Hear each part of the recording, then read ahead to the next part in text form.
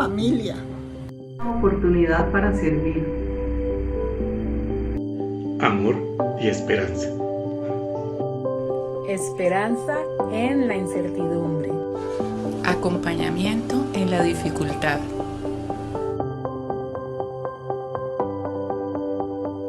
Yo llegué a la iglesia hace 21 años. 24 años. 14 años.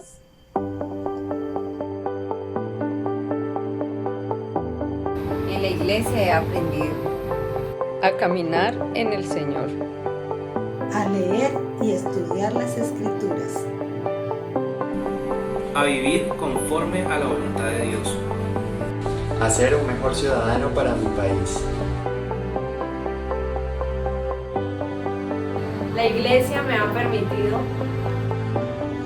servir con mi talento.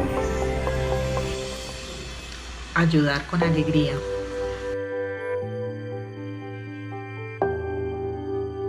Si invitas a alguien a nuestra iglesia, le estás regalando una gran oportunidad de conocer al Señor, de ser parte de una familia. Porque el mundo necesita de Dios. Porque Jesús quiere a los niños. Porque Jesús murió por ti. Bienvenidos a la Iglesia Bautista Valle de Lili, un lugar para creer, crecer, permanecer y servir.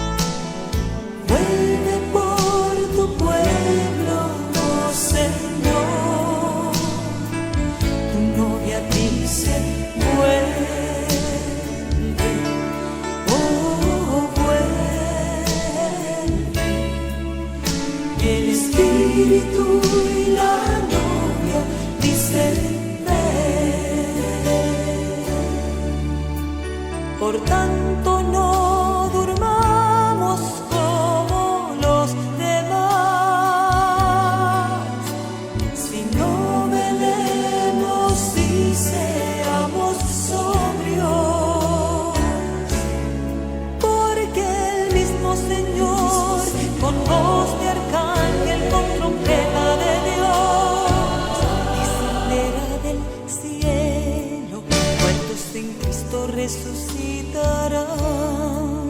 y los que hayamos quedado seremos arrebatados juntamente con ellos. En el aire le recibiremos y así estaremos para siempre con él.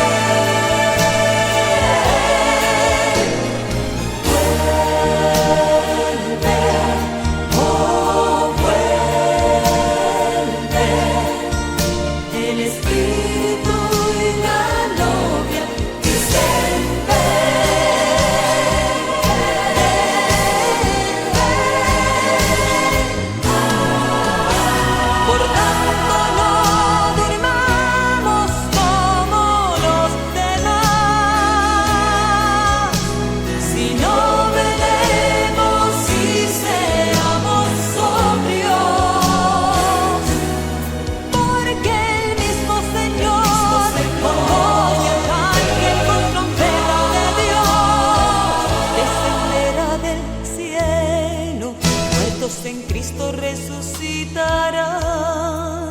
y los que hayamos quedado seremos arrebatados juntamente con ellos. En el aire le recibiremos y así estaremos para siempre con él.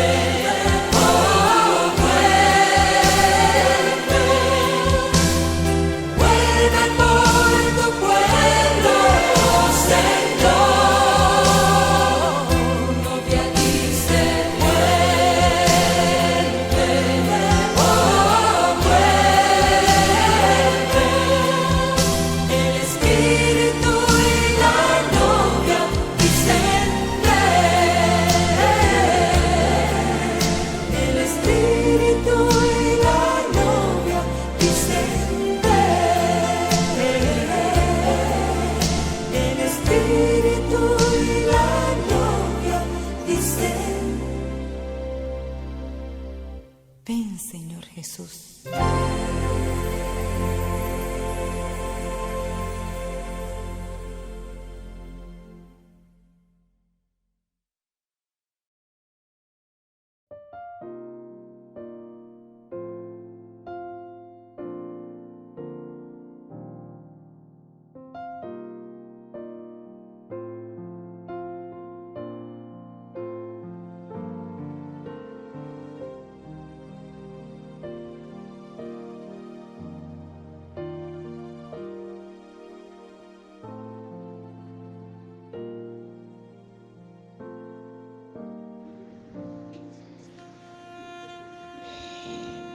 La lectura para la reflexión y la oración en esta mañana está basada en Hechos 1, del 9 al 11, que dice: habiendo dicho esto, mientras ellos lo miraban, fue llevado a las alturas hasta que una nube lo ocultó de su vista. Ellos se quedaron mirando fijamente al cielo mientras él se alejaba. De repente se les acercaron dos hombres vestidos de blanco y les dijeron: Galileos, ¿qué hacen aquí mirando al cielo? Ese mismo Jesús que ha sido llevado de entre ustedes al cielo, vendrá otra vez de la misma manera que lo han visto irse. Amado Señor y Padre bueno, cuánto anhelamos, Señor, tu regreso. Soñamos con esto por generaciones, Padre. Y creemos por lo que estamos viendo, conforme a lo que tú dijiste en la palabra, de las señales que nos diste, que estos tiempos se acercan cada día más, Señor, para encontrarnos contigo, para disfrutar de tu presencia por la eternidad.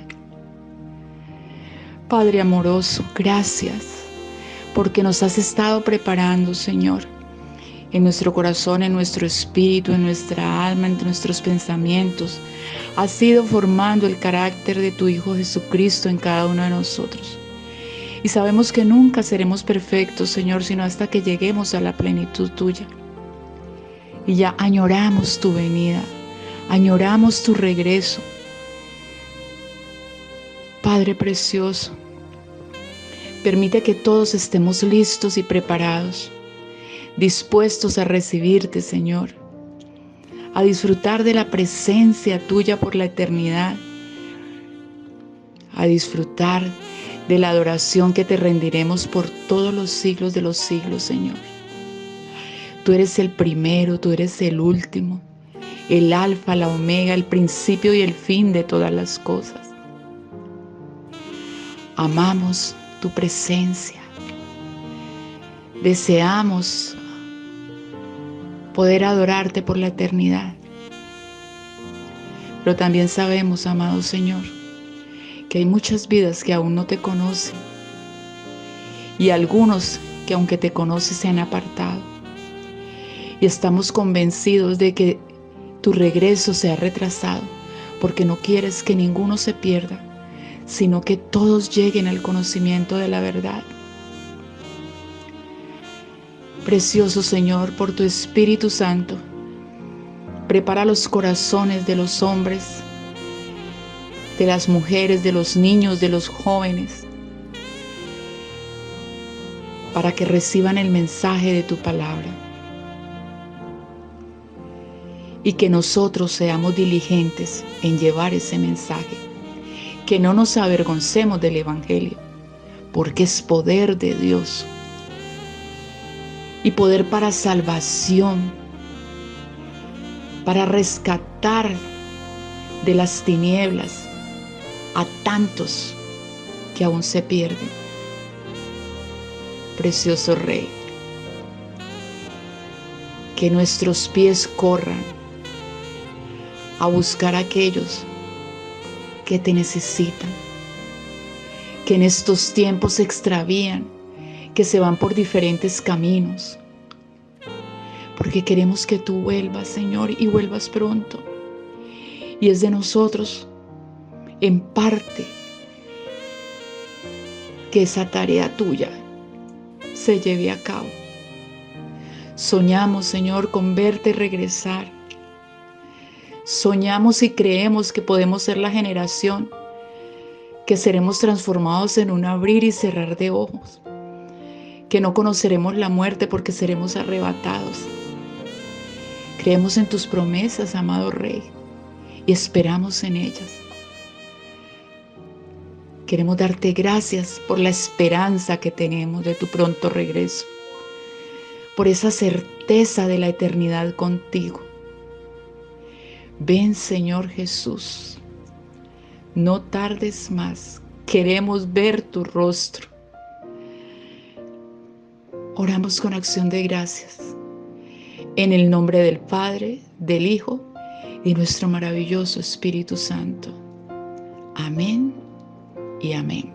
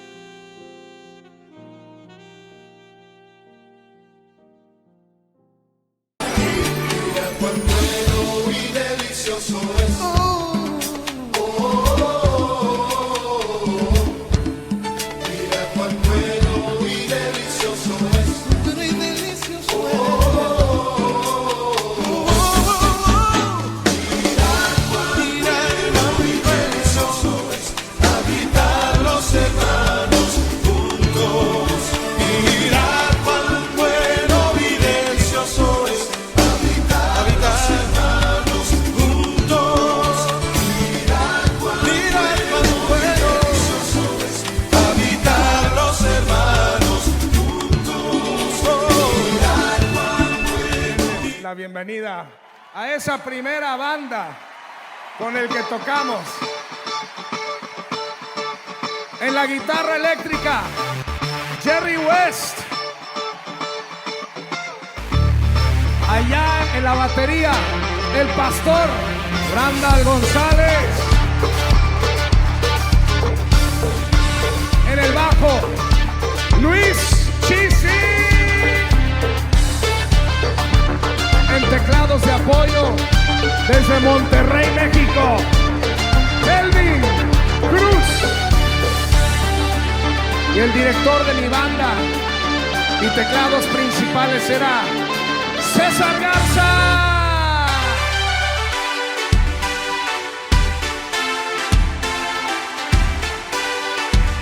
¿Se acuerdan de esta? ¡Hey!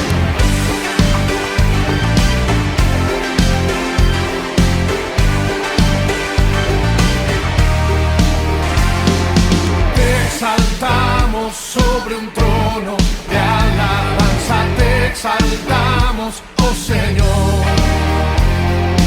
Nuestras alabanzas subirán delante de tu trono, oh Señor.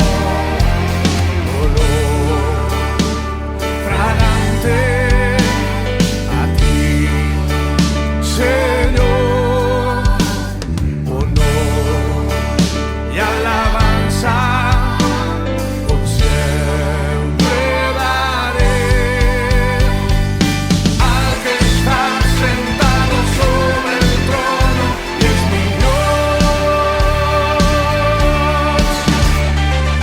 Te exaltamos sobre un trono de alabanza, te exaltamos, oh Señor. Nuestras alabanzas subirán delante de tu trono, oh Señor.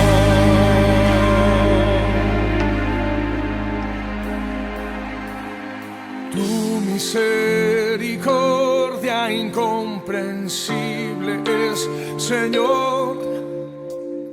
Grande es tu amor por mí, no lo alcanzo a comprender. Tu misericordia incomprensible es, Señor. Grande es tu amor por mí, no lo alcanzo a comprender, Señor.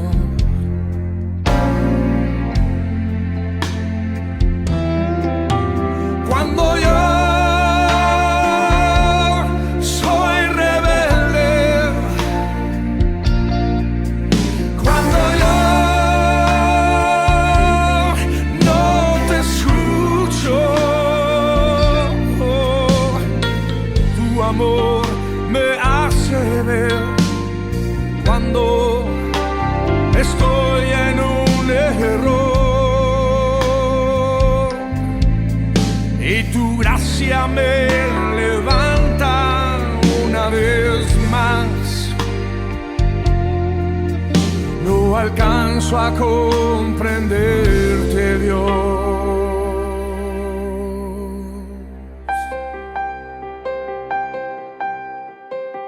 Dios está llamando a la guerra. Nos está impulsando hacia afuera. Acudiremos al llamado del Señor. Tomaremos las armas que Él nos preparó. Dios está llamando a la guerra. Nos está impulsando hacia afuera. Acudiremos al llamado del Señor. Tomaremos las armas que Él nos preparó. Tú y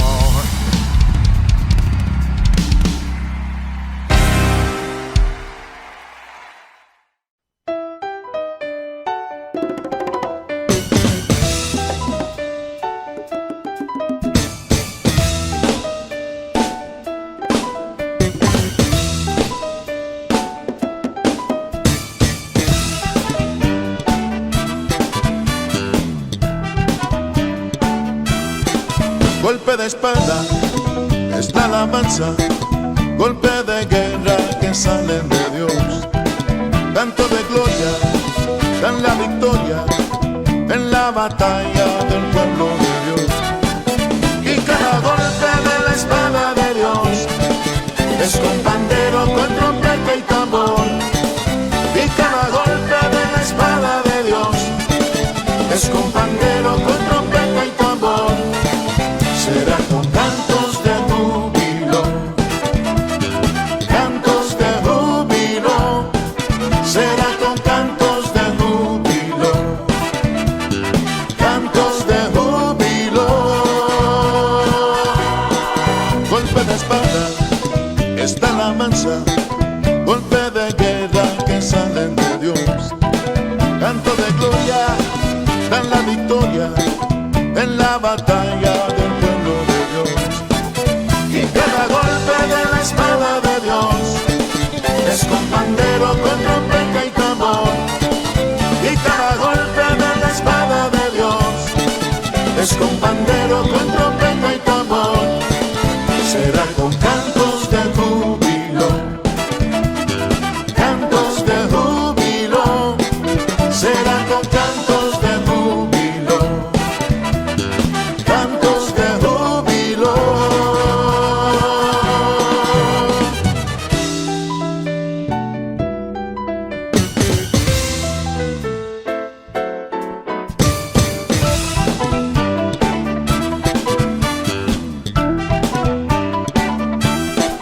Y cada golpe de la espada de Dios es con pandero, con trompeta y tambor. Y cada golpe de la espada de Dios es con pandero, con trompeta y tambor. Será con cantos de júbilo, será con cantos de júbilo. Será con cantos de júbilo, cantos de júbilo. Será con cantos de júbilo, cantos de júbilo, cantos de júbilo, canto de gozo. Será con cantos de júbilo, cantos de júbilo, cantos de júbilo. Será cantos de júbilo, cantos de guerra, cantos de júbilo. Son cantos de paz, cantos de júbilo, cantos de júbilo. Será cantos de júbilo, el gozo de mi rey, cantos de júbilo, mi fortaleza, cantos de júbilo, el gozo de mi Dios, cantos de júbilo. Oh, cantos de júbilo, te alabamos, Señor, cantos de júbilo, te bendecimos, gran Rey. Cantos de júbilo, será con cantos de júbilo, será con cantos de júbilo, cantos de júbilo, cantos de júbilo, cantos de júbilo, cantos de júbilo, cantos de júbilo. Será con cantos de júbilo, en su presencia me gozo, cantos de júbilo, yo te alabo, gran Rey. Con cantos de júbilo, cantos de júbilo.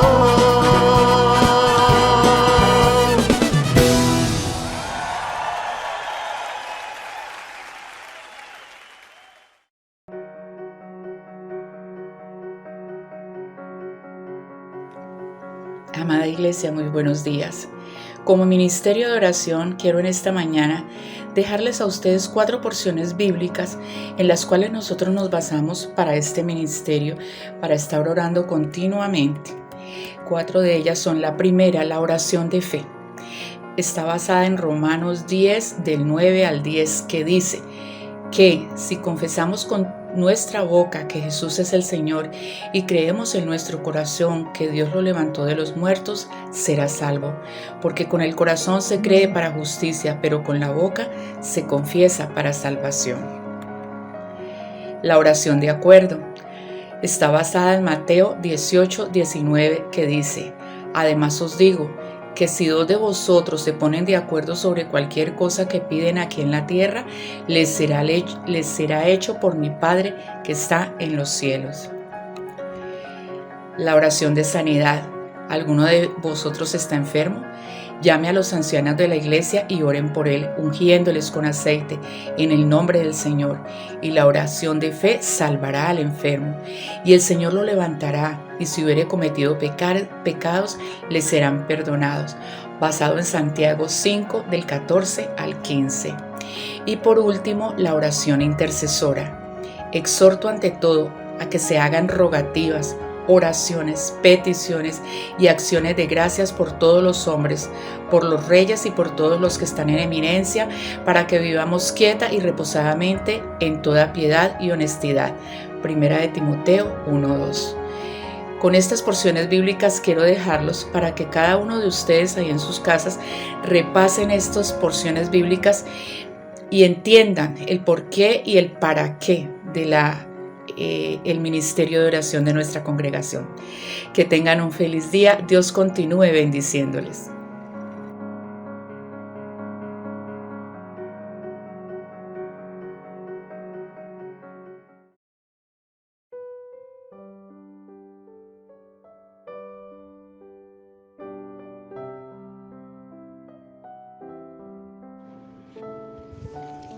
La persona por la que estaremos orando durante esta semana es por nuestra hermana Gina Guerrero. Ella quiere darle gracias al Señor por su fidelidad en todo este tiempo, por el trabajo que hasta ahora le ha dado, y también solicitar que estemos orando para que Dios abra una nueva puerta. Ha tocado algunas ella para unos nuevos empleos, ha entregado unas hojas de vida y le gustaría tener un cambio. Así que pues ponemos esto en las manos del Señor para que Él haga su buena, perfecta y agradable voluntad. Quiero regalarle a ella y que dentro de las oraciones tengamos presentes la porción de Isaías 54:10 que dice: porque los montes se moverán y los collados temblarán, pero no se apartará de ti mi misericordia, ni el pacto de mi paz se quebrantará, dice Jehová, el que tiene misericordia de ti. Amado Señor, queremos darte gracias por la vida de nuestra hermana Gina. Gracias por todo lo bueno que has traído sobre su vida, por la oportunidad de conocerte y de caminar en pos de ti. Gracias por su crecimiento espiritual. Gracias por la pasión que pones en su corazón por ti, Señor, para seguir tus caminos, seguir tus pisadas. Te pedimos que conforme a tus riquezas en gloria la bendigas, concedas esa petición de su corazón, Señor, de cambiar de empleo. Tú sabes cuál es el que le conviene, dónde está, y Señor, ella dice estar dispuesta a esperar el tiempo con tal de que sea ese lugar que tú has escogido para ella, de esa puerta que tú abres para ella.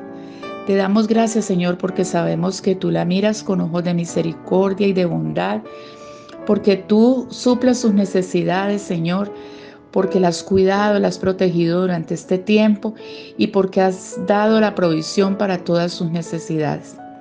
Ponemos esta persona, Señor, a Gina, en tus manos y delante de tu altar. Te damos gracias por ella y, amado Rey, que se cumpla tu voluntad en ella, así en la tierra como tú lo has establecido en los cielos. Y te damos muchas gracias. Sigue protegiéndola, Señor, sigue supliendo sus necesidades. Estamos muy agradecidos por todo tu favor, tu gracia y tu gran amor con ella. En el nombre de Cristo Jesús oramos con acción de gracias. Amén y amén.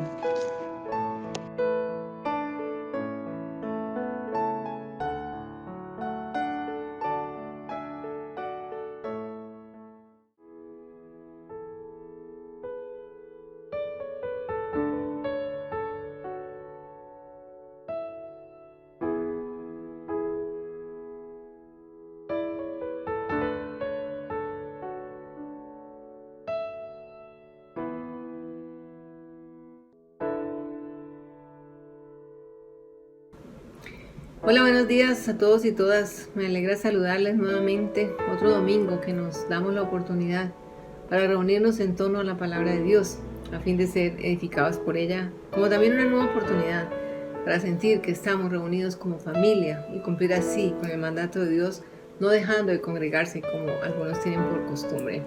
Bueno, otra semana que terminó y la cual dejó muchas cosas en nuestras vidas, algunas de ellas algo tristes, pero que sabemos son parte de nuestra vida diaria y pues no podemos obviarlas. Por lo general queremos que todo nos salga bien, que tengamos éxito en todo, que no haya ningún tropiezo que nos cause dolor o tristeza, pero olvidamos que todo eso hace parte de nuestra cotidianidad y pues es necesario enfrentar todo aquello que nos llega con la seguridad de que el Señor está ahí con nosotros para fortalecernos, cualquiera que sea nuestra condición. Continuamos con nuestro tema del mes, esperando su regreso. Mensajes escatológicos que alimentan nuestra esperanza como cristianos ante un evento que todos anhelamos vivir, ojalá en esta generación que nos tocó, pero que, como decíamos la semana pasada, desconocemos la fecha y la hora de este gran acontecimiento que un día la tierra entera registrará y ya las oportunidades para muchos habrán terminado. Hay dos eventos y un personaje de los cuales se ha hablado mucho, ¿sí? Se ha hablado mucho al respecto y se ha especulado inclusive, porque a ciencia cierta no sabemos cómo serán estos acontecimientos cuando finalmente ocurran: el arrebatamiento de la iglesia, la gran tribulación y el anticristo. Eventos que nos mencionan las escrituras a nivel profético y los cuales aún no hemos experimentado. Sería bueno en ese momento preguntarnos sobre qué tanto sabemos de la segunda venida del Señor. ¿Qué es eso del arrebatamiento? Cuando se habla del anticristo, ¿se habla de Satanás? ¿Y qué de las señales antes del fin? Bueno, estas últimas cosas es algo que muchos dirán, quisiéramos conocer con anticipación para estar preparados, pero yo me atrevería a decir que ni conociendo las señales la gente se prepararía. Si revisamos las grandes tragedias de la historia, vamos a encontrar que eso ha sido una constante. Puedo mencionar en este momento dos que vienen a mi mente, nombrando primero la más reciente, ¿no?, que fue incluso en nuestro país, la tragedia de Armero. Un pueblo borrado completamente de nuestro mapa, dada su desaparición el 13 de noviembre de 1985, tras una avalancha que sepultó a todos sus habitantes. 25,000 personas perecieron aquella fatídica noche. Un pueblo que tuvo señales de esa destrucción. Podríamos utilizar aquí el título de la obra de Gabriel García Márquez, Crónica de una muerte anunciada. Crónica de una avalancha anunciada. Conocemos hoy, históricamente, que los habitantes de Armero fueron avisados de la tragedia que se les avecinaba. Les pidieron que evacuaran ante una avalancha que se veía venir debido al deshielo del Nevado. ¿Pero qué pasó? La gente no creyó. Muchos dijeron que eso no iba a pasar nada, que eran unos alarmistas. Otros plantearon que cómo iban a dejar sus casas y sus enseres que con tanto esfuerzo y por tantos años habían adquirido. Bueno, en fin, se dieron muchos argumentos para no irse del pueblo. Y esas casas que no quisieron abandonar se convirtieron en sus tumbas. Tuvieron señales, fueron advertidos y aún así no se prepararon para la tragedia que se les avecinaba. Bueno, ya conocemos los resultados. Otra tragedia muy conocida de la que todavía da tanto que hablar a pesar del tiempo que ha pasado fue la del Titanic, aquella famosa y hermosa nave que en su viaje inaugural un iceberg lo hundió en la madrugada del 14 de abril de 1912. Los periódicos sensacionalistas de aquella época escribieron que los pasajeros de la tripulación al momento del impacto corrían despavoridos de sus camarotes y que oían cómo el barco se rompía y toda la loza y las vajillas se quebraban estrellándose contra el piso. Y la verdad que esto no fue así. De acuerdo a lo que conocemos de su historia, el barco se detuvo para revisar los daños, pues él no se hundió de inmediato. Pasaron varias horas, tanto que muchos pasajeros contaban en su momento, los que sobrevivieron y que tenemos registrado en la historia, que regresaron a dormir a sus camarotes, pensando que solo iban a reparar el daño y bueno, continuamos nuestro viaje. No había razón para preocuparse. El Titanic no se podía hundir. Alguien había dicho, ni Dios podría hundir este barco. Tanto la tripulación como los pasajeros estaban adormecidos por su arrogancia. Estaban viajando en el barco más grande y poderoso e indestructible del mundo. No hubo ni pánico, ni conmoción, ni confusión. Solo pasadas varias horas y cuando los daños fueron evaluados, fue cuando el capitán comprendió la magnitud de la tragedia. Un hombre experimentado, que incluso estaba realizando su último viaje porque al llegar a Nueva York se jubilaría con honores. Cuando supo lo que pasaba, convocó a los pasajeros para que subieran a cubierta a ponerse a salvo en los botes disponibles. Se dice que varios pasajeros pensaban que el capitán estaba bromeando. El barco más grande y fuerte del mundo no se podía hundir. Solo cuando se disparó el primer cohete, que en los procedimientos náuticos se sabe que es un SOS o un Mayday, fue cuando lo entendieron. He visto muchos documentales sobre este tema y algo que he podido concluir es que hubo una cadena de errores ante todas las señales de la tragedia, señales que se ignoraron y le costó la vida a más de la mitad de los pasajeros, incluso la tripulación. No se prepararon lo suficiente para hacerle frente a un evento que se les presentó de forma sorpresiva. La tragedia no fue que aquel enorme barco se hundiera, sino que todas las señales, avisos, advertencias e incluso reglas de la navegación fueron totalmente ignorados, tanto por el capitán como por la tripulación y los pasajeros. Un modelo, diría yo, que hay que considerar hoy, que puede llevar a miles de personas a la perdición eterna en el día final, cuando el Señor regrese por segunda vez. Pensando en esto, quiero invitarles a que revisemos estos grandes acontecimientos que las Escrituras nos avisan, a fin de que, aún sabemos que serán de forma repentina, por lo menos que el Señor nos encuentre avisados y preparados. He titulado en esta mañana nuestra reflexión: ¿estamos preparados para su regreso? Conocedores, por los dos ejemplos vistos, que los seres humanos nunca consideramos seriamente las señales y advertencias que en el camino podemos encontrar.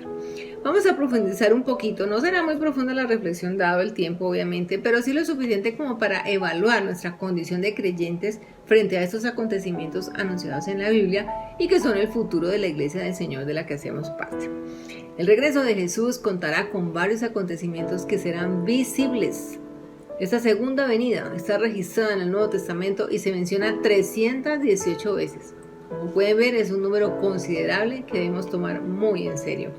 A la luz entonces de esta temática tan apasionante, me atrevería a decir, les invito entonces a que revisemos con el apoyo bíblico de los dos acontecimientos y el personaje que hacen parte de ese gran momento por el cual esperamos pasar algún día, el regreso de nuestro Salvador. Veamos el primer acontecimiento, el rapto de la iglesia, basado en 1 Tesalonicenses capítulo 4, versículos del 13 al 17. Dice así: hermanos, no queremos que ignoren lo que va a pasar con los que ya han muerto, para que no se entristezcan como esos otros que no tienen esperanza. ¿Acaso no creemos que Jesús murió y resucitó? Así también Dios resucitará con Jesús a los que han muerto en unión con Él. Conforme a lo dicho por el Señor, afirmamos que nosotros, los que estemos vivos y hayamos quedado hasta la venida del Señor, de ninguna manera nos adelantaremos a los que hayan muerto. El Señor mismo descenderá del cielo con voz de mando, con voz de arcángel y con trompeta de Dios, y los muertos en Cristo resucitarán primero. Luego, los que estemos vivos, los que hayamos quedado, seremos arrebatados junto con ellos en las nubes para encontrarnos con el Señor en el aire, y así estaremos con el Señor para siempre. Bueno, esto suena como una película de ficción, ¿no? Aquí el pasaje nos está diciendo que cuando el Señor aparezca en los cielos, va a raptar su iglesia, a arrebatarla, a levantarla, para llevársela con Él y librarles del tiempo de la gran tribulación. Bueno, es lo que deducimos por la cronología de las Escrituras. Primero levantará a los que murieron siendo cristianos, o sea, los que recibieron a Cristo como Señor y Salvador, y duermen el sueño eterno. Se encontrará con ellos en el aire, en las nubes. Mire, versículo 17. Luego los que estemos vivos, los que hayamos quedado, seremos arrebatados junto con ellos en las nubes para encontrarnos con el Señor en el aire. Aquí hay algo muy interesante, y es el primer grupo de personas mencionados en este arrebatamiento, los muertos en Cristo. Versículo 13, hermanos, no queremos que ignoren lo que va a pasar con los que ya han muerto, para que no se entristezcan como esos otros que no tienen esperanza. En otras versiones habla de los que duermen en el Señor. El apóstol aquí está haciendo referencia a la muerte del cuerpo. Esta expresión nunca va al alma o al espíritu de la persona, porque el espíritu nunca muere. Ahora, ¿qué significa estar dormido? Yo recuerdo a uno de mis tíos, el esposo justamente de mi tía, la que falleció esta semana. Él, cada vez que yo iba a visitarlos, me bombardeaba preguntas sobre la Biblia, y este era uno de sus temas favoritos: la muerte, el más allá, la vida después de pasar por este umbral. Bueno, la verdad no le pude dar como una respuesta que llenara del todo sus expectativas, pues nadie ha regresado de la muerte para contarnos. Lo que sí recuerdo en una oportunidad fue un comparativo que le hice con el sueño, o cuando dormimos o cuando somos anestesiados antes de una cirugía. Uno pierde completamente la conciencia. Si tú observas un cuerpo muerto y uno dormido, pues casi que son iguales. La única diferencia es que uno de ellos respira, pero ambos están desconectados de la realidad que los rodea. El pastor William Peña, todos ustedes saben, estuvo muy grave en la clínica, estuvo en coma inducido debido a la intubación que le hicieron por ese COVID. Él estuvo casi 2 semanas. Yo recuerdo que, cuando ya volvió de todo esto, yo lo visité y la pregunta que yo le hice fue, pastor, cuénteme, en esos días que usted estuvo dormido, ¿qué vivió? ¿Qué recuerda? Si estuvo en algún túnel, si hubo alguna luz. Y él me dijo, no, nada, yo tengo eso en blanco completamente. Yo recuerdo el día que me entraron para entubarme y el día que me despertaron. Pero de esos días que pasaron, no tengo ni idea. Mi tía falleció esta semana. Cuando llegué al apartamento, que aún estaba en su cama porque la funeraria no había llegado por ella, me quedé observándola y parecía dormida, como tantas otras veces la vi cuando fui a visitarla durante su enfermedad. Hay una gran similitud entre el sueño y la muerte. Yo diría que el sueño es como una muerte chiquita, ¿no? Bueno, en cierta manera yo pienso que esto es cierto. El cuerpo de un creyente está dormido. Alguien que duerme no deja de existir simplemente porque el cuerpo está durmiendo. El sueño es temporal, la muerte también es temporal. El sueño tiene su despertar, la muerte tiene su resurrección. Así nos lo afirman las Escrituras. La palabra que se traduce dormido tiene su raíz en la palabra griega keimai, que significa acostarse.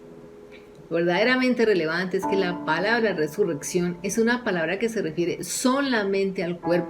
Es anastasis y proviene de 2 palabras griegas, istemi, que junto con la preposición ana significa levantarse, ponerse en pie. Y solo un cuerpo puede ponerse en pie en la resurrección. No es el espíritu el que va a resucitar. Recordemos que el espíritu del creyente no muere, solamente descansa en el Señor. En los escritos originales encontramos que la palabra sueño en las 2 connotaciones es la misma. Hace referencia al sueño natural. La Biblia nos enseña que el cuerpo vuelve al polvo del cual fue formado, pero el espíritu vuelve a Dios que lo dio. Si ustedes van a Eclesiastés capítulo 12 versículo 7 encuentran esto: antes que el polvo vuelva a la tierra como era y el espíritu vuelva a Dios que lo dio. Ahí lo tenemos bastante claro. El apóstol Pablo nos anima aquí a no entristecernos ante la muerte de un ser que amamos y hace la distinción como aquellos que no tienen esperanza. Antiguamente el mundo pagano no tenía esperanza alguna. Para ellos la muerte era algo horrible, era un castigo. En Tesalónica se encontró una inscripción que decía: después de la muerte no se puede volver a la vida. Después de la tumba ya no nos veremos más. El poeta griego Teócrito escribió: las esperanzas son para los vivos, los muertos están sin esperanza. Esas eran las creencias en el mundo antiguo y, como podemos observar, pues eran bastante tristes y pesimistas. Nosotros los creyentes no debemos entristecernos como los incrédulos. Ahora, eso no quiere decir que no sintamos dolor y que no haya llanto por esta partida.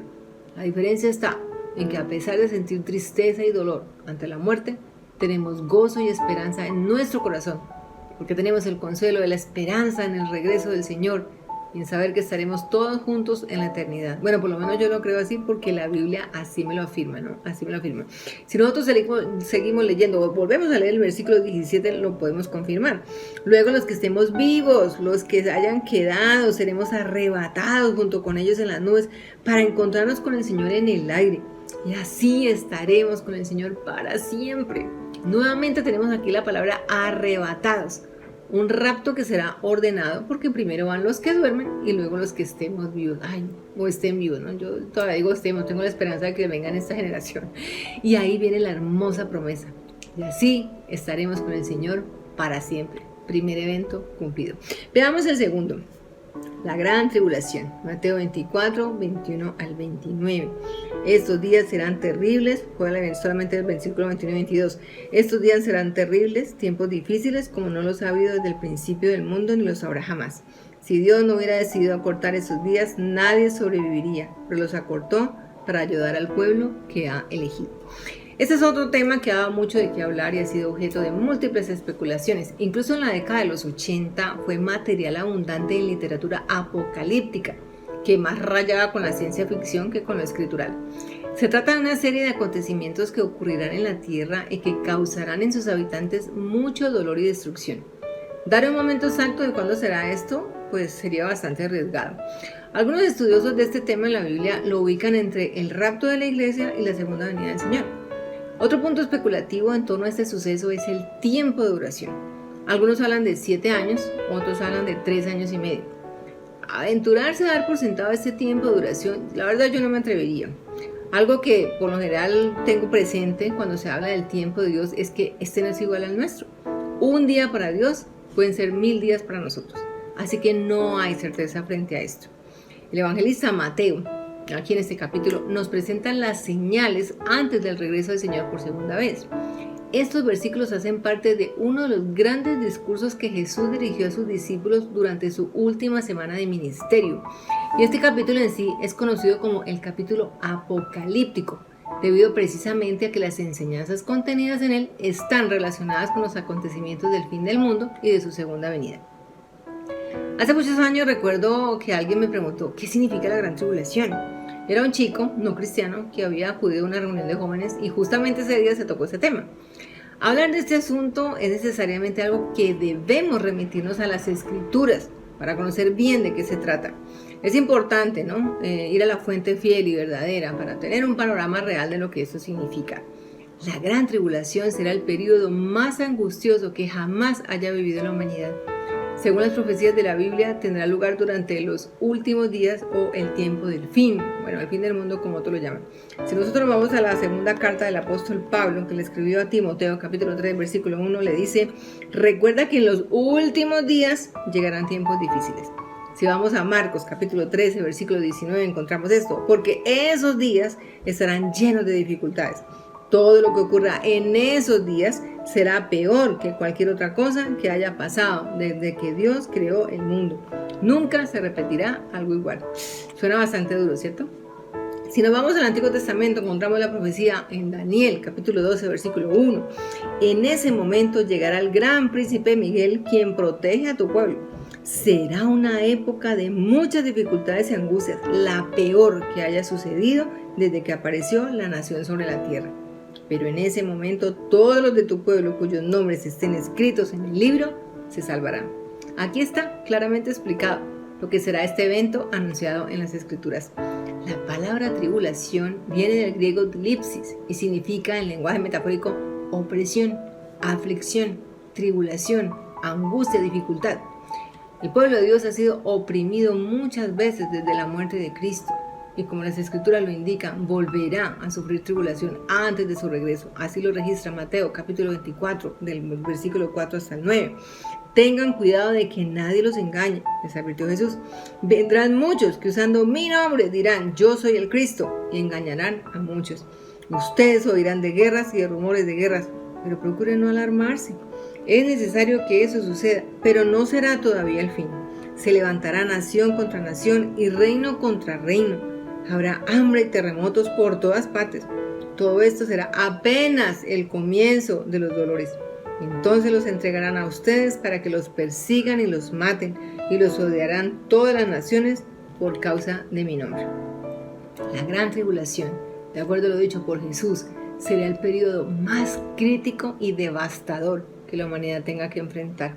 Es más, el profeta Jeremías, en su libro capítulo 30, versículo 7, lo describe como el tiempo de angustia para Jacob. Se acerca un día terrible, un día como ningún otro. Será un tiempo de angustia para el pueblo de Jacob, pero yo lo salvaré. Jesús también advirtió que la gran tribulación sería una época peligrosa para los verdaderos cristianos. Su profecía: los entregarán a tribulación y los matarán y serán aborrecidos de todas las gentes por causa de mi nombre. Ahí está, lo acabamos de leer, Mateo 24:9. Se cumplirá cuando el fin de esta era se acerque. Eso será durante el quinto sello de Apocalipsis. Ustedes lo pueden corroborar, Apocalipsis 6, capítulo 6, versículos del 9 al 11. Podríamos preguntarnos, bueno, ¿por qué Dios permitirá la gran tribulación? Si Dios es paciente y misericordioso, pero también es justo. Así que es como un papá que corrige a su hijo desobediente. El Señor castiga a quienes ignoran sus advertencias y se rehúsan a arrepentirse de sus pecados. Dios es bueno y justo, y es por eso que está dando tanto tiempo para que muchos vuelvan sus ojos a Él. Hay quienes preguntan si de pronto estamos viviendo esta tribulación anunciada. Bueno, el tema del COVID, de todo el desorden social, la violencia desatada, que no es solamente local, es mundial, ¿no? El mundo entero está en caos desde el año pasado. Pues si lo ponemos en la lupa de estos pasajes bíblicos, tal vez podríamos pensar que estamos viviendo un tipo de tribulación parecida a lo mencionado. No están siendo días fáciles para nadie. Como hijos de Dios, bueno, tenemos la ventaja de que si estamos en medio ya de una tribulación, pues contamos con su protección y su cuidado. Lo acabamos de leer. El punto aquí no es qué tan duro va a ser este momento, sino a cuántos podemos librar de vivirlo. Es apremiante la predicación de la palabra de Dios. El Señor nunca ha querido que nadie se pierda. De ahí la misión que nos encomendó. Entendemos, de acuerdo a los pasajes bíblicos leídos, que serán días muy duros de tristeza y dolor, persecución del Evangelio o de quienes predicamos el Evangelio. Pero como dice el dicho, soldado avisado no muere en guerra.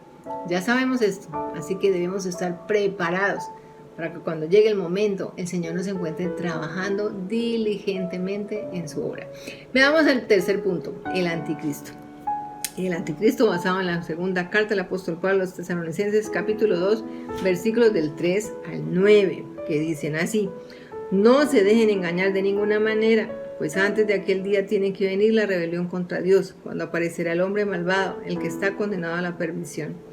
Este es el enemigo que se levanta contra todo lo que lleva el nombre de Dios o merece ser adorado, y llega incluso a instalar su trono en el templo de Dios, haciéndose pasar por Dios. ¿No recuerdan que yo les hablaba de esto cuando aún estaba con ustedes? Y ahora ustedes saben qué es lo que lo detiene, para que no aparezca antes de su debido tiempo, pues el plan secreto de la maldad ya está en marcha. Solo falta que sea quitado de en medio el que ahora lo está deteniendo.